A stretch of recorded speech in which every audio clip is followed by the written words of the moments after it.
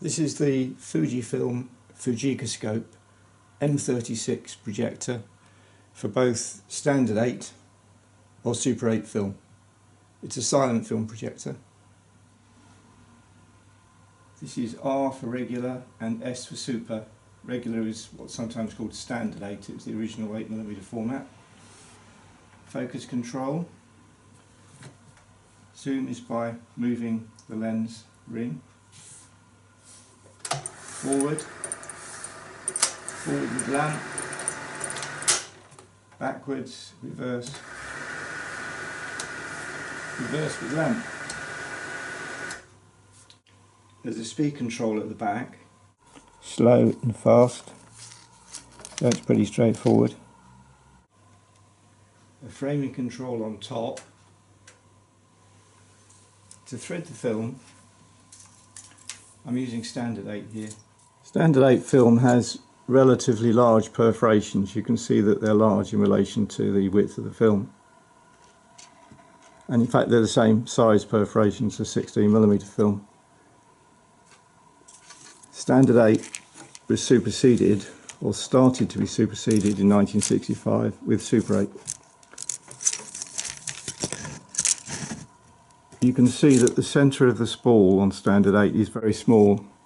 In fact, it's just about the same as the old audio reel-to-reel tape recorder spools, and they can be substituted if you don't have a spool for any reason, or if you have a standard 8 film that's on the wrong spool. So first we need to make sure this is on regular, which it isn't, so pull the cover off, turn the red dot to regular, and you can put the cover back. However, with these auto lace machines, sometimes the film can get crunched, so I tend to keep the cover off when I'm threading. It goes on there, just don't forget to click over. When you look at this top section, that's P for project and an R for rewind. Make sure you push it in the right direction, P for project. Forward, gently into the slot, guide the film along here until it comes out and stop. Don't worry if it bounces out like that, that's because we don't have the cover on, but at least we know the film hasn't been chewed up. Now we can put the cover back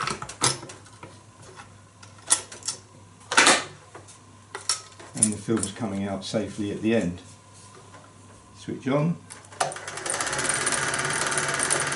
stop. Now we have to attach the film. These spools are supposed to grip the film, but they rarely do, so you may have to push it into one of the slots in the centre. Just check that it's taking up nicely. So that's the film threaded. I'll switch some of the lights off and now switch on.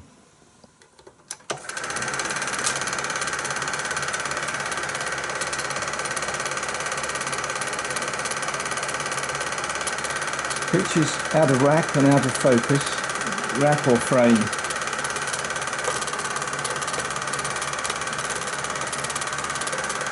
Is on the top.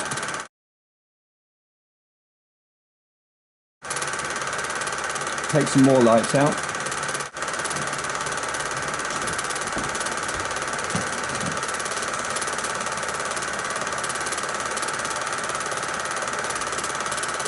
Focus is here.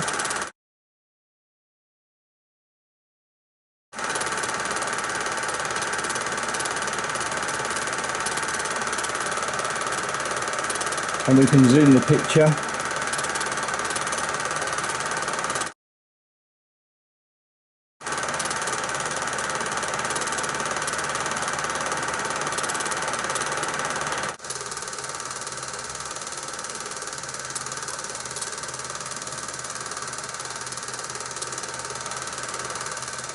And let's try the speed control.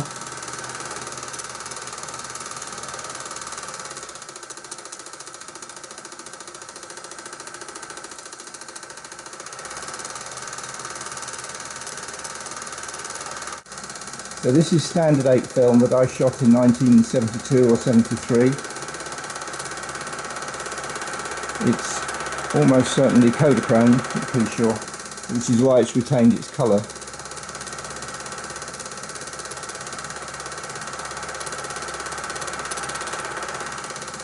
So I'll switch off now.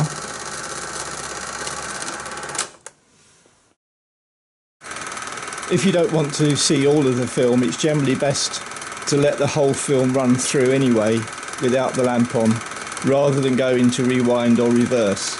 That way you're much less likely to damage the film.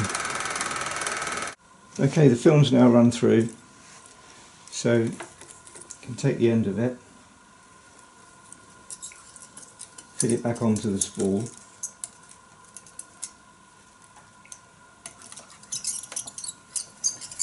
If it falls off the spool here, just make sure that there are no twists and you put it back on like that. And there is a channel here for it to run on, but I tend to run it through my fingers.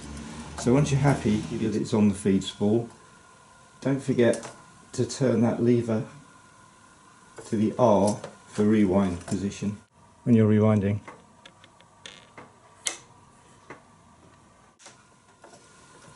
Let's see what happens. So by having the film run through my fingers gently, it saves any possibility of it scratching. We can use the speed control to control the rewind speed. I've got it onto full. Slow it down towards the end. Switch off.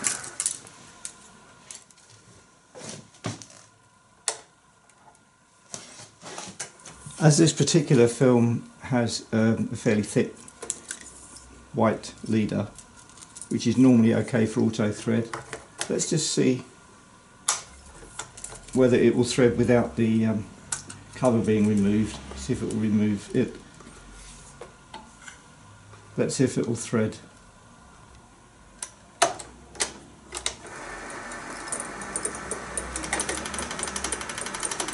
Keep it on slow for the threading in case there's a problem.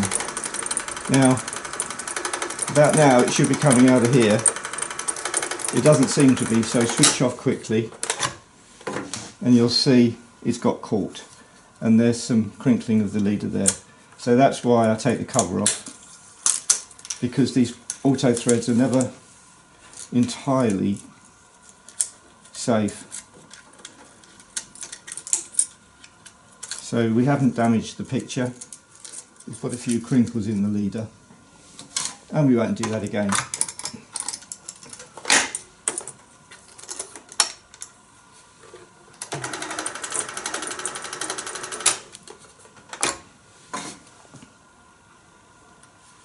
It's okay now. Super 8 film has relatively smaller perforations. The idea was to give more space for the image. That was introduced in 1965. And the actual spool has a larger centre hole. And there is an adapter that should be with the projector that you'll need if you're projecting Super 8. That's for the top spindle. If you don't have one of these, 8mm spool adapter, eBay, which goes on here, and then the spool will fit.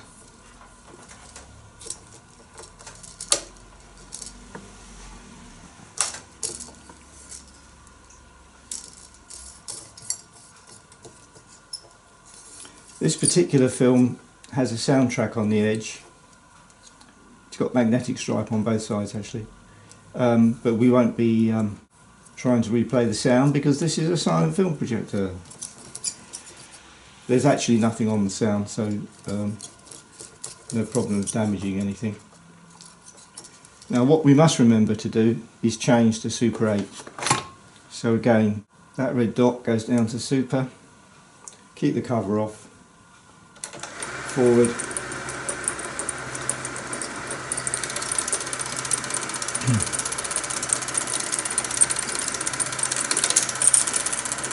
switch off, Just take it round the back there and onto the spool in a moment.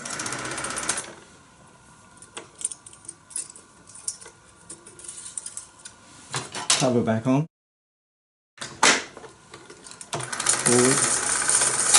And it hasn't gripped the film properly, this spool, so we have to try again.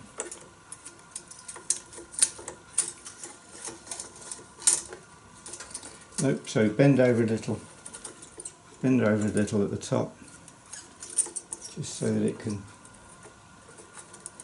go into that spool properly.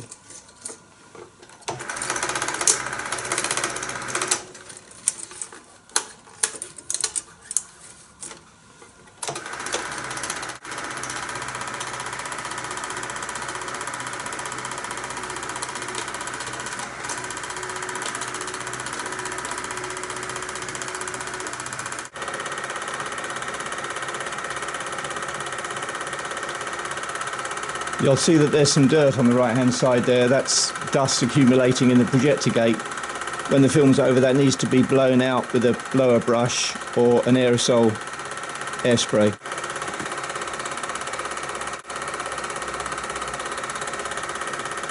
This is mid-1970s Super 8 film. Kodachrome, I think.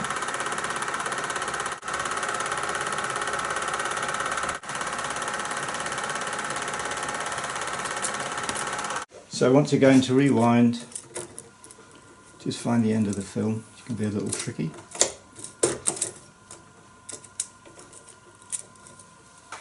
Over the top, into the slot, change this lever to the other side, hold the film.